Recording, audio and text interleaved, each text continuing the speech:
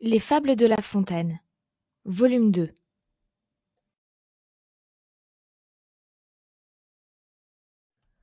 Les deux mulets. Deux mulets cheminaient, l'un d'avoine chargé, l'autre portant l'argent de la gabelle. Celui-ci, glorieux d'une charge si belle, n'eût voulu pour beaucoup en être soulagé. Il marchait d'un pas relevé et faisait sonner sa sonnette.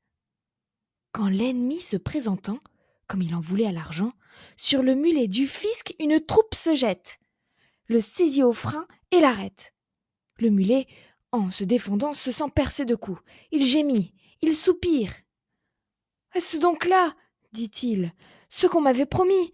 Ce mulet qui me suit du danger se retire et moi j'y tombe et je péris. » « Ami, lui dit son camarade, il n'est pas toujours bon d'avoir un haut emploi. Si tu n'avais servi qu'un meunier comme moi, tu ne serais pas si malade. » Le loup et le chien. Un loup n'avait que les os et la peau, tant les chiens faisaient bonne garde. Ce loup rencontre un dogue aussi puissant que beau, gras, poli, qui s'était fourvoyé par mégarde.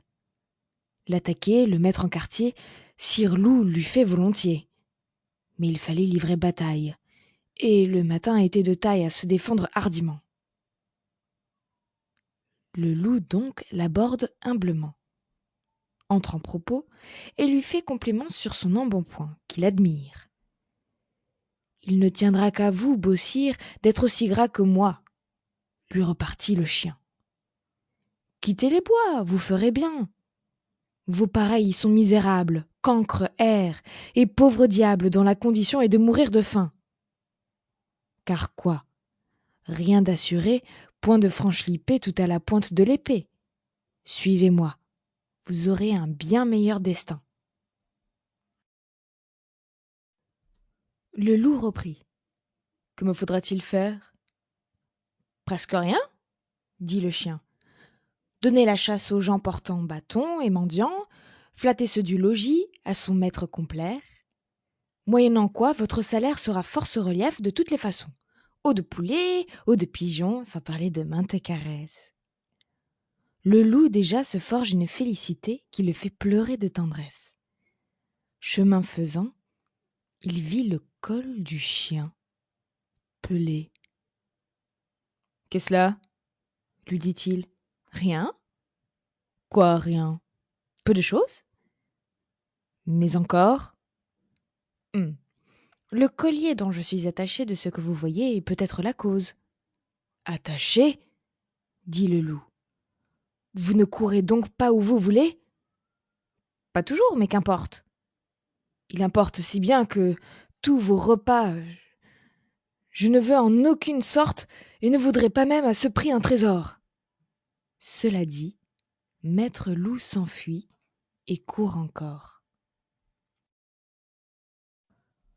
La génisse, la chèvre et la brebis en société avec le lion.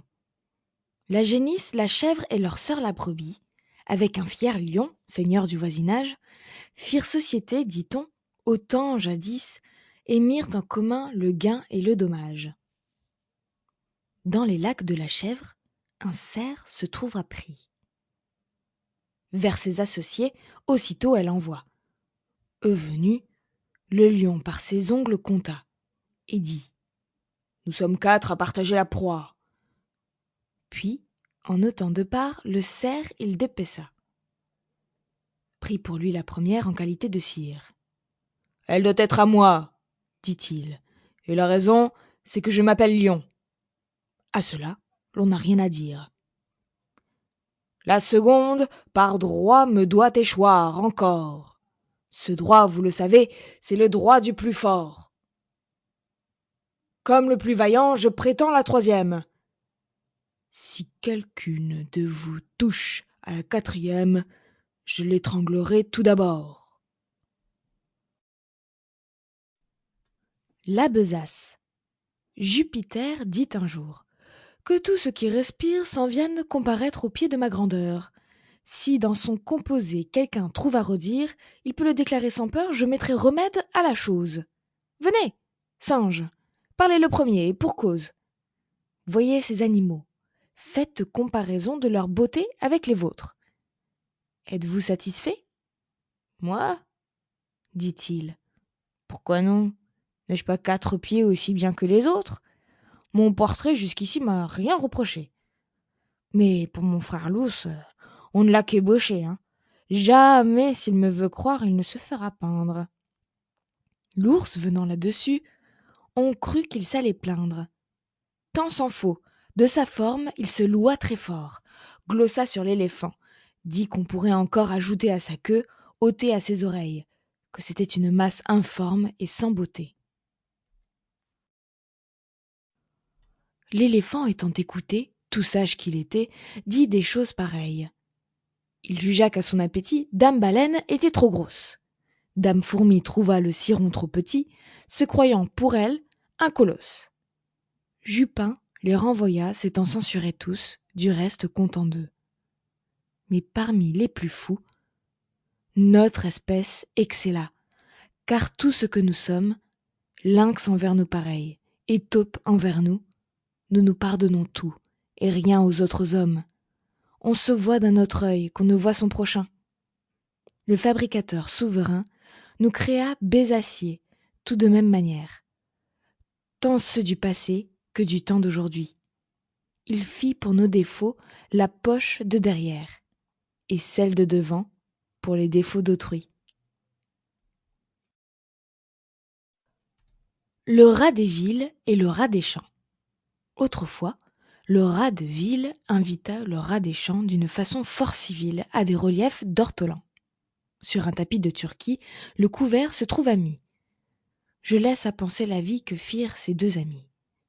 Le régal fut fort honnête, rien ne manquait au festin. Mais quelqu'un troubla la fête pendant qu'ils étaient en train. À la porte de la salle, ils entendirent du bruit. Le rat de ville détale, son camarade le suit.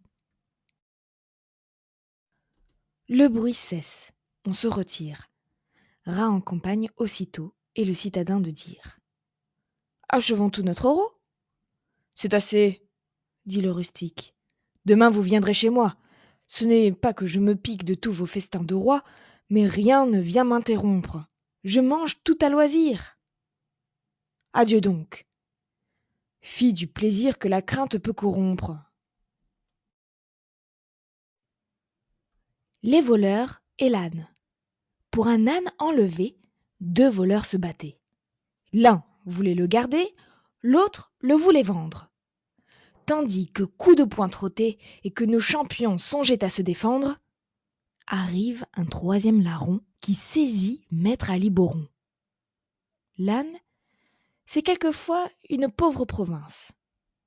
Les voleurs sont tel ou tel prince, comme les Transylvains, le Turc et le Hongrois. Au lieu de 2, j'en ai rencontré 3. Il est assez de cette marchandise. De nul d'eux n'est souvent la province conquise. Un quart voleur survient, qui les accorde net en se saisissant du baudet.